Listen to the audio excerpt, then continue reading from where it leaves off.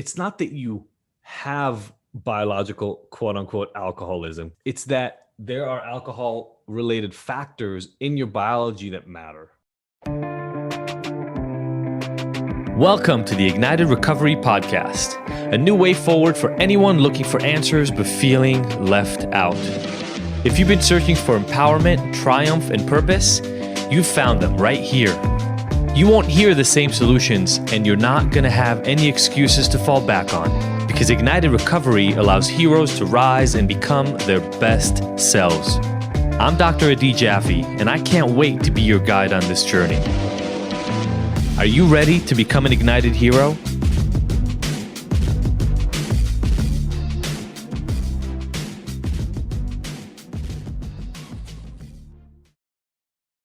All right, everybody, welcome back to one of our fun conversational pieces we do sometimes here on Fridays. The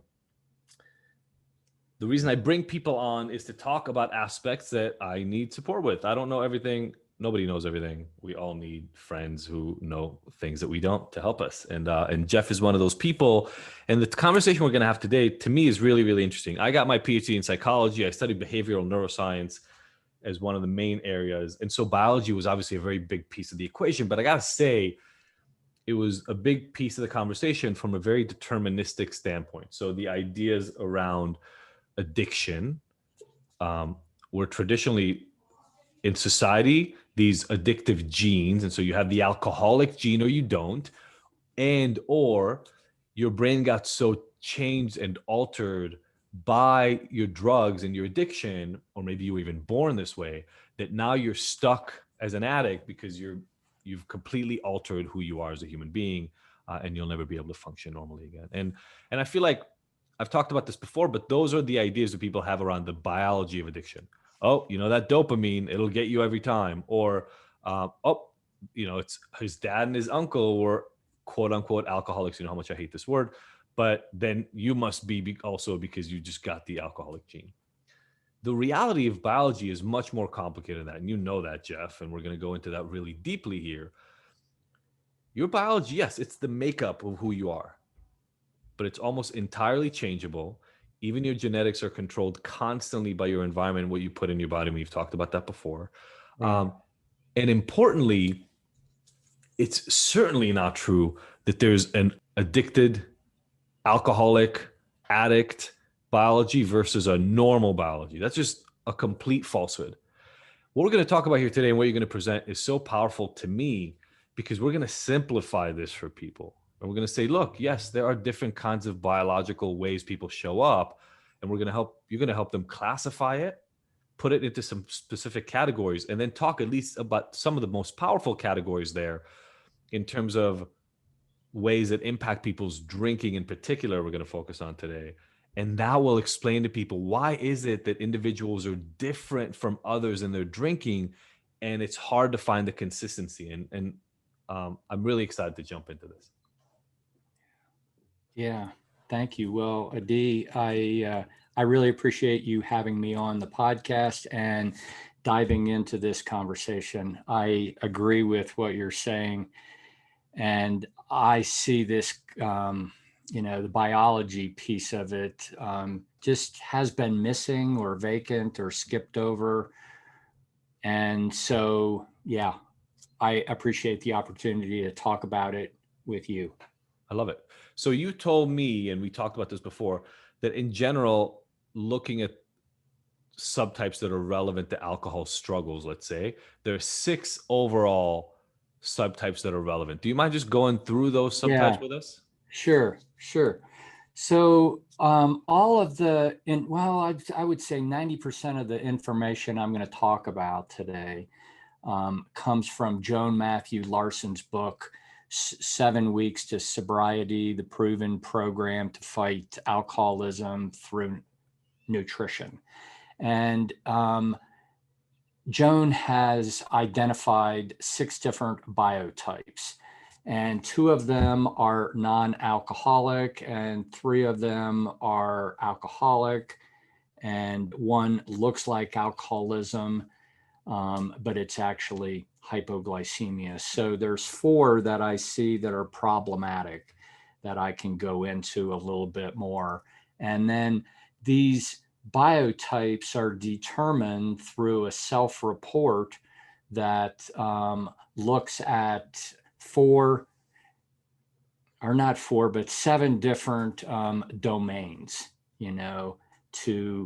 that are in this survey that people, simply state, circle which is most relevant to you, or what is most relevant to you. Do you mind going over the domain so people can get a sense of? Yeah. So the domains, there is like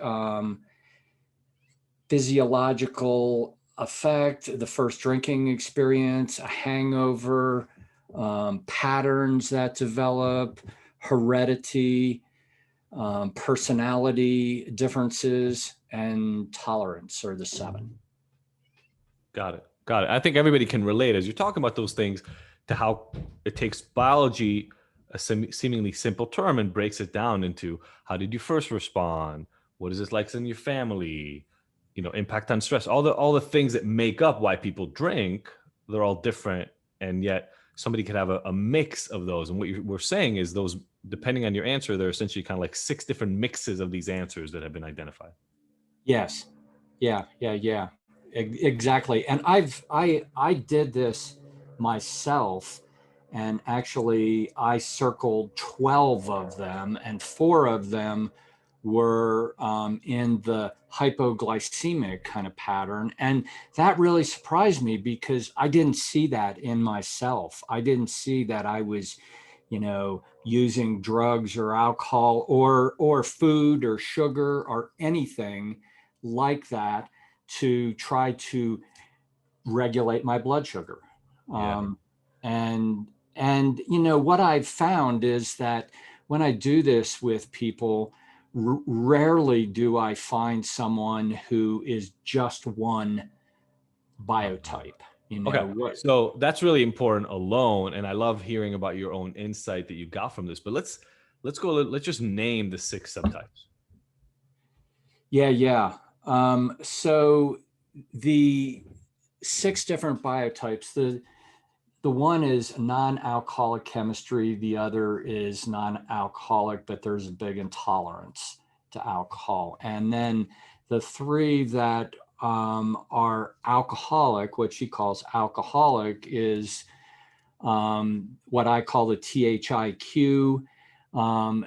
So that's one. The omega-6 deficiency is the other, and then allergic addicted is the third. And the THIQ is, that is someone who is born with the alcohol dehydrogenase liver enzyme, or ADH. And they are born with that liver enzyme. And so alcohol is much easier to process in their body. They actually get energy from it. They don't feel intoxicated. They're the people at the end of the night that, and I think of my own experiences from in the past, they're looking for the next party and the next alcohol, and always going from one party to the next. And at the end of the night, I'm wiped out, I'm ready to pass out. Where's my bed? And they're moving on. Yeah. So I want to talk about this subtype a little bit, because this is the closest one to what people are talking about when they talk about having an alcoholic gene. And as you mentioned, it creates a pretty different response for a while. And this evidence is still pouring in to some extent, but everybody knows of, not everybody, that's not true.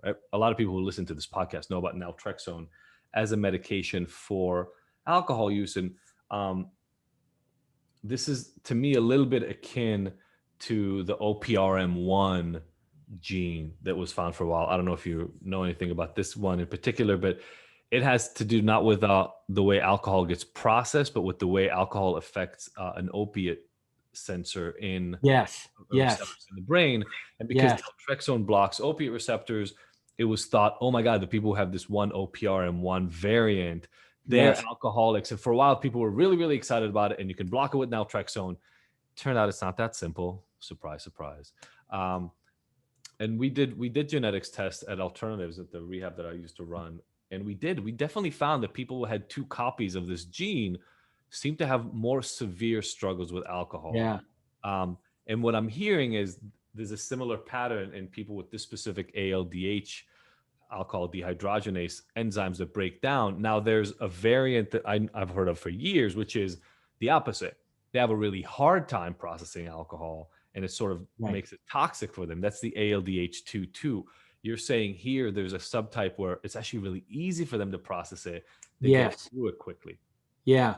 So the story, the backstory that I know about this THIQ biotype is, I think there was a woman in Texas probably a couple decades ago, if not more, and she was doing testing on the brains of people who were homeless, who had died, and they were alcoholic. And so, in this testing, she found in their brain this THIQ.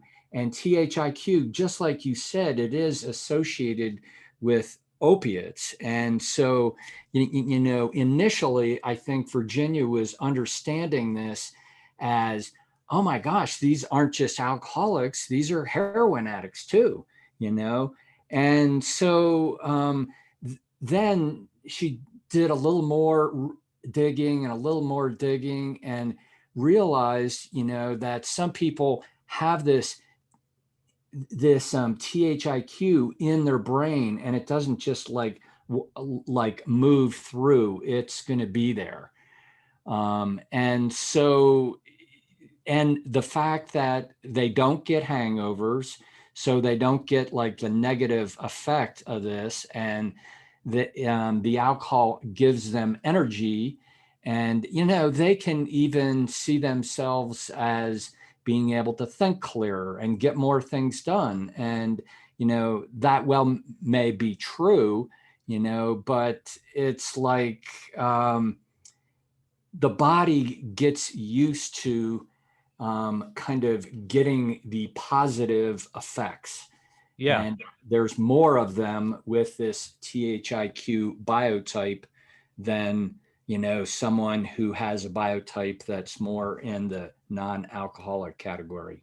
totally. And so one of the things though that as you look into the research of some of these things that are really it's important to understand is everybody always wants to find the molecule that matters. Right. Um, I don't know if this is surprising to you all listening by now, but there isn't one molecule that matters. There's a lot of them. And so THIQ is this chemical that builds up in your brain around opiate use and is a good marker for that. And the reason it's not that clear, it's not like people who have this subtype will always become quote Right. unquote alcoholic, is because there are all these other chemicals and all these other things in life that matter as well. And so it's just I just want to kind of bring us back to that idea. We're going to present these subtypes, and this is an important subtype for people to hear because it makes sense to you. If your body processes alcohol differently than other people, it has a chemical compound that an enzyme that breaks alcohol down faster and more efficiently. It makes sense that some of the other things that take people longer, more drinks over Yeah. more time to get will happen to you faster. And also, the other thing that is really important to think of, you will be able to drink more alcohol because your body got rid of it faster. So we all know, let's just take back this to stories. We all know people who seem to get drunk off of 2 drinks, and other people who it takes a 6 pack or 8 or 9, 10 drinks, and then like 2 hours later they can drink again. Instead of saying they're alcoholics, if you can go back and go, oh, there's a metabolism thing here. Their body processes this differently. I think that's a completely different conversation to have. Yeah, it is. And one of the things that I mean, when I started getting into this alcohol biotype things, one of the things that I saw, and just kind of taking off with what you said there, is when people really start to understand that there's a condition in their body chemistry is wired, put together in a certain way that makes them more vulnerable. It isn't just a matter of willpower and whatever shame they have, about like what happened in the past, they tried and tried, or whatever the case may be, or even family members looking at their loved one going, oh, they're just a liar, or they're just an SOB, or they're just like whatever negative label. It's like that's the behavior they're seeing, and they're not really seeing this underlying vulnerability for alcoholism. And it's like initially this pattern actually is giving them benefit. Which is I always want to true. acknowledge it is giving benefit. The other side is they can do it over and over and over, and it can eventually kill them. And the benefit they get from it, like initially, they're not getting hangovers for the first 5 years or decade or whatever. But eventually they do start to get hangovers. So the pattern will change over time, and then they're just drinking to try to be normal. Right. Which gets them back into the tolerance standpoint. Okay. I love it. So one, and hopefully a lot of people got a lot out of this. Oh, maybe I'm one of those people. The first time I drank, I could drink more than others, right? It starts making sense of your own lived experience. Walk me through another subtype. Right. So another one, and this one can seem similar to the THIQ, but this is the omega-6 deficient subtype. And, one of the things that stand out for me here is, people with the omega-6 deficient subtype, they have ancestors who drank a lot. That's one way to look at it. Or they had ancestors who were depressed a lot. And the interesting thing about this omega-6 deficient subtype is alcohol relieves the depression. And it does relieve the depression initially. And so it's like ancestors, Scandinavian ancestors, or all the, Scotland, Ireland, Wales, England, those kinds of ancestors. And I know, like when I'm talking to people, one of the first things I listen for is ancestry. And so, people with that ancestry, and it's like the old saying, alcoholism runs in families, well, the omega-6 deficient pattern can run in families that have ancestry in these areas of the world that I talked about. And with that comes depression. So it's like, it temporarily relieves this lifelong depression. Alcohol temporarily lifts this, and they too have this super high tolerance with minimal hangovers. And then, like I was saying before, same kind of pattern of, a decade later or something like that, the tolerance drops, the pattern changes. But these are pretty much the people that need to drink on a regular basis, so they drink, it relieves the depression, they go to sleep, they get up in the morning, they feel depressed. And how do you get rid of the depression? Well, it's like, and then the saying, what is it? The hair of the dog that bit me, or whatever. Absolutely. And the whole point around the hair of the dog is to address some of the tolerance issues and withdrawal, but that can come into play regardless of which subtype you are almost, but maybe through a different pattern sometime. Like the first type that we talked about doesn't need to drink regularly. And yet Right. when they do, they can drink a lot. So if they start doing that on a regular basis, they will still have some of those same tolerance effects as before. Whereas what you're talking about right now, this omega deficiency, maybe needs the impact of alcohol to help address other deficiencies that are underlying and are unchecked.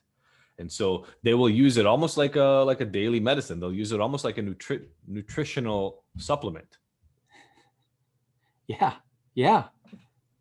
Seriously. And I mean, from what I've seen, these are the people that can like, they don't eat in the morning. They're not hungry. You know, they may have their first food at 2 o'clock or 5 o'clock, you know, and, you know, that introduces a whole nother problem. Yeah, Uh, sure. Um, you know, but I'll, Stomach is empty. They don't have a lot. Yeah. Okay. So that's a second subtype. Let's look at the one that was confusing to you and you learned a lot about, because I want to hear the story too, the hypoglycemic one. yeah. So the hypoglycemic one, it's like generally the people with this kind of pattern is they don't remember when they first drank, like what happened, what the experience was. Um, you know, but alcohol can make them feel uncoordinated, lightheaded, spacey, you know, maybe a little sick. And they've never really been a heavy drinker. So it's easy to look at their drinking in comparison to other people's drinking and say, well, I don't have a drinking problem. You know, I only drink like a couple drinks, but they drink a couple drinks and they can get pretty drunk on a couple drinks. So they have low tolerance. And, you know, these people, the hereditary thing can, you know, be all over the map. It isn't as specific as the other two that I talked about. Got it. So you said when you fill out the questionnaire, some of these things popped up for you and they were surprising. I'd love to hear why, because I think in general, and obviously we're going to share the book and we're going to share the assessment and all that stuff so people can have access to it. And then we have another surprise for you all who want to dive into this more deeply. But I'd love to hear how, when you were going, obviously just to use this assessment as you were studying about it, some of the things surprised you even. Yeah. Well, so I mean, I have a mother who, my whole growing up, I heard this word hypoglycemic in relation to my mother a lot. But I never really saw myself in that perspective. And hypoglycemia is like a drop, a low blood sugar. And then, you know, patterns like how we're going to feel when we have low blood sugar is we're going to feel irritable, we're going to feel dizzy, we're going to feel a little bit like not grounded, not present.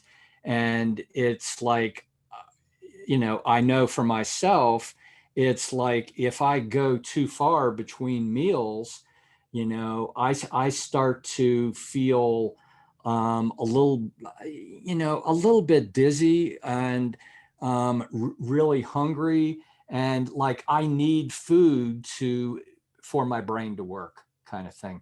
But I never really put it together. And for me, it's like for like the alcohol I've had. Well, I mean, with COVID last year, I didn't have any alcohol, but for me, I would have a glass of wine or two with my book club once a year when it was at my house and I didn't have to drive home, you know. So You're a very heavy drinker who really relies. yeah, There are people well, listening. There are people listening right now going like, "Why are you even reading about drinking?" well, I'm like I'm doing what I'm doing because of my own family story, and I grew up in a family of origin with no active substance use addiction, but my grandfather, my mother's father, had active alcoholism, and there was trauma between him and my mother that my mother never spoke of. So my mother, you know, when she got triggered, everybody needed to orient around her. And I, you know, when I was young and looking at some of the pictures of myself when I was like 3 and 4 years old, I kind of saw myself as, mom's little soldier kind of thing. So Mm. I needed to be super aware of how she felt. And if mom felt good, that meant I could feel good. If mom didn't feel good, then I couldn't feel good. And that was all, pretty much the fact that my mom never addressed her own trauma, and her way of dealing with it was to keep control of a situation, i.e., keep control of the family and everybody in it. Which is something we Um, see a lot, if we're fair. yeah. And so I know my mom wrote books on health and cooking and food allergies. And Mm. so I grew up like around a lot of this kind of stuff, but I never really saw the like drop in blood sugar in myself. And I think how I like when I was talking about like that, I had like a glass or two of wine once a year or something like that. What I use to address my blood sugar, or what I had been using, is like when I go shopping, I would buy potato chips, and generally they wouldn't make it home, because I would eat the whole bag. So I'm eating carbohydrates, high fat kind of stuff Yep. as a way to address some kind of need inside of my body. Got it. Got it. Got it. Got it. Got it. So the hypoglycemic characteristics that I circled was, one, I don't have the ability to drink or handle a lot of alcohol. And then another being that with a drink or two, I may have a sense of well-being, but any more than that, and I start to get, tired and lightheaded and spacey and that kind of thing. And other hypoglycemic ones, there was another one here about um, if I haven't eaten, I can get drunk on a drink or two kind of thing. So for me, my eating on a consistent basis, or like protein, at least a protein snack every 4 hours, really helps me to maintain my blood sugar throughout the day. And then I don't have those drops. And there's a whole lot more strategies than that, but that's kind of the But basics. here's what I love about it, right? And we won't be able to dig into everything, but I think um just name the book for people again so everybody can remember it. Yeah. So the book is 7 Weeks to Sobriety. The subtitle is The Proven Program to Fight Alcoholism Through Nutrition. And the author is Joan Matthew Larson. And she is no longer alive. She had health recovery systems or something like that up in Minneapolis. And she has had done quite a bit of research on getting people off of alcohol. So there has been a lot of research in relation to what alcohol does to the body, this biological piece. Got it. So there's a lot more to dig in. Obviously, there's an entire body of work around this. But here's what I love about what we're talking about. And that is, in the abstinence myth, I talk about the 4 factors. Anybody who's been working in the addiction field knows biology, psychology, environment, spirituality. It's not a new concept. My whole point is that we need to integrate them rather than try to figure them out separately. Right. And then what we're talking about here is even the complexity of the biology piece alone, right? It's not that you have biological quote unquote alcoholism. God, I hate that word so much. I just hate saying it. Or you don't. It's that there are alcohol related factors in your biology that matter. Yeah. The reason this is important to dip into, I'm sure people listening right now go, oh, wait, that sounds like my drinking, or this other type sounds like my drinking. I believe that we are most scared of the things we don't understand. And so the first step is you have to understand what's going on. Once you Right. understand what's going on, you can go address those specific issues versus what's happening right now, which is, well, Jimmy drinks too much. He's an alcoholic. He's got to fix himself. What you're talking Right. about is much more actionable and a lot Yeah. easier for people to understand. So, G, what I want to like say in following up in what you said there, yeah, when we look at some of our history and the traditional way that people think about and, treatment programs initiate, like what do we do if there's an alcohol problem? There's one solution, right? You know what the solution is. It's like be abstinent. That's the solution. Never drink again. You got to quit forever. Right. Right. You got to quit forever. So there's these different biological factors. As you said, it is incredibly complex, and we have one solution. And then we wonder why it doesn't work for 99% of people. Right. It's literally like if somebody walked, like I'm just, this is the first time I had this thought, but I'm imagining, like, imagine if when you went into the ER, they would go, you're at the ER, so you're sick. Go see that guy. He will do Right. what we do with sick people. How many more people would die in the ER? I don't know, but a ton of them. Why? Because nobody's figured out exactly what's wrong. So they're not addressing the real problem. And pick any of the, right, there's a lot of things that happen in the ER. So it could be somebody who's shot or whatever the assumption is they're making about everybody who would walk in would be right for a small subset of people and would be Right. wrong for everybody else. And you and Yeah. I work in a field where that's being done for over 90% of people who struggle. The solution doesn't work for them. And instead of saying, hey, our solution doesn't work for 90 some percent of people, maybe the solution's messed up, we do the opposite.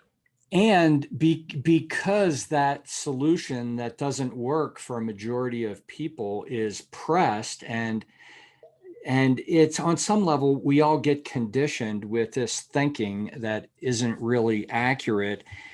So when people try it and it doesn't work, and they do it over and over, they may try it themselves. Well, I'm just going to quit drinking. It was a really hard night last night. I said some things I'm embarrassed with. It's like, boy, I'm never going to do that again. Actually, I'm never, going to drink. And then I drink. And it's like shame, shame, shame, shame. It just grows and it grows and it grows. And there's this outside message that we talked about, the one solution, which exacerbates the shame, 100%. and so family members can look at their loved one as the problem, and the behaviors are incredibly problematic. I get that. 100%. And that's an important segue, I think, to the following. And you mentioned family members, so I'll bring them into this conversation.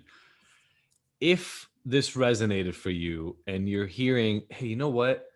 My drinking or the drinking of somebody around me seems to fit into some of these categories. I want to understand more. You've got the book and you've got the link for that.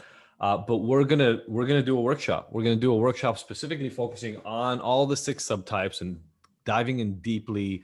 The biological markers. What do you do about it? What are the best indications for care, both in terms of behavior, but also something you're really big on, Jeff, is nutritionally. What can you do to help Right. reduce the onus and the suffering related to these? So I created a link for you guys, and it's going to be this. It's going to be bit.ly.com/ all caps ignited, then the number 4, and then the word subtypes in all caps. So ignited 4 subtypes for the 4 alcohol-like subtypes in here. That'll be the workshop link for it. And look forward, go to the link. It'll tell you everything about the timing for it and all that kind of stuff. But Jeff is going to dive in deeply to this. I know you all love reading and you want to read another book. So please go ahead and do that anyway. Yeah. I feel like it's always a good idea to have somebody walk you through this stuff. And this is something that you're passionate about, Jeff. Yeah. And so, you mentioned the book, and I highly recommend the book to people. And I've recommended the book. I bought the book for people, and, and then I get feedback and they say, Jeff, this book is phenomenal. I love it, but how do I do it? Exactly. What do I do about it now? Yeah, it's so there's a lot of good information in the book. And what I have done here is to pull out a lot of this information and string it along in a process that really someone can do and take action on. And so I've, created a program for people to do that, for one thing. Yep. But it's like there's the easy entry point is a survey that I was talking about, and in these 7 domains, and people just under each one of those domains, they circle or underline the points, plural, that they relate to, and then it's scored, and we take that score and we look at what are the different biotypes that the score relates to. I love it. And so obviously as part of the workshop, we'll do that, and we'll do the survey. So people who take the workshop will be able to come out with actionable tips. We talk about how not having the knowledge is scary and frightening because you don't know what to do. Knowledge is great, but knowledge doesn't change anything. You then have to take action on that knowledge. And that's what this workshop will be. What would like in my ideal world here, people who came to the workshop, it would be great if they took the survey and scored it before the workshop. Love it. And that's very, very easy for us to do. Again, right? We want you to leave. So essentially you'll be coming in, you'll be able to score the thing and understand what your subtype is, and then go in and learn about it on the spot. Right. I love it. I love it. Hey, Jeff, here's what I love about this so much. And that is, I think when we can take complicated concepts and make them simpler for people to absorb, it means that the knowledge is more likely to mean something and to be taken in. And then it's easier to take action, right? Look, biology is a complicated concept, right? I had to study it for 4 or 5 years in school, and I still only got 60, 70% of the knowledge. The rest you gain over time. And I was focusing on neuroscience. I didn't study the endocrine system and hormones as well. I didn't study other biological system like the cardiovascular system and things like that, right? The system is complicated. The simpler we can make it for people, the more actionable it is. So thank you so much for bringing these subtypes to me, and then for bringing it to us and to the listeners. Yeah, you're welcome. It's my pleasure. I really want to do everything I can to get this information out to the world, because this isn't new information. I mean, Joan Matthew Larson's book is probably close to 20 years old, but for whatever reason, the biological piece of addiction is, being dismissed, or it's only being addressed with pharmaceuticals. Well, we know the reason. Let's just be honest about it. We know the reason. There's absolutely no money. There's not billions of dollars to be made in telling people to eat differently to solve their alcohol. There just isn't. It's a different business model. It's a very different business model. The biochemical restoration kind of thing is a very different business model. But, the more I've gotten into this, the more I kind of think, wow, this is like bordering on unethical not to bring this piece in, because I get when people, they can go through rehab, they can try and try and try, but if they're significantly like one of these biotypes that are problematic, their body's going to be screaming out, plus they're going to have this memory of how they solved these solutions in the past, and as it's like the people that get out of rehab and within a week they're drinking again. Right. And it's like after they do that a number, from a business standpoint, it can be great because then they have a relapse and they come back into the program. So They have a relapse and they come back into the program. From a business standpoint, that could be a good thing. And you're absolutely right. Having good food and supplements and amino acids that you can get from any health food store. Like no one's going to get rich on this. Yeah, at least not the kind of rich that will drive policy and government decisions, right? Nobody's making billions of dollars off of this, and that's okay. That's okay. I mean, that's our whole point here, is to introduce people to new ideas and new concepts. And so, if even only 5 people heard this today and come to the workshop and go, "Oh, I just figured out new ways to address my," I'm not even going to say the term, that term everybody gives people who struggle with alcohol. Right. Then we won. And so that's really the whole point. Can't wait for this workshop. Again, go to the website, guys, and you'll see the dates and the links and all that beautiful stuff. And I'm really excited. Thank you so much, Jeff. Love hearing this from you. Can't wait for the workshop itself and all the actionable things for people to be able to follow. Great. Yeah. Well, I'm glad we had the conversation. Thanks for having me on. Absolutely. And for the rest of you, have an amazing weekend, and I will see you next week.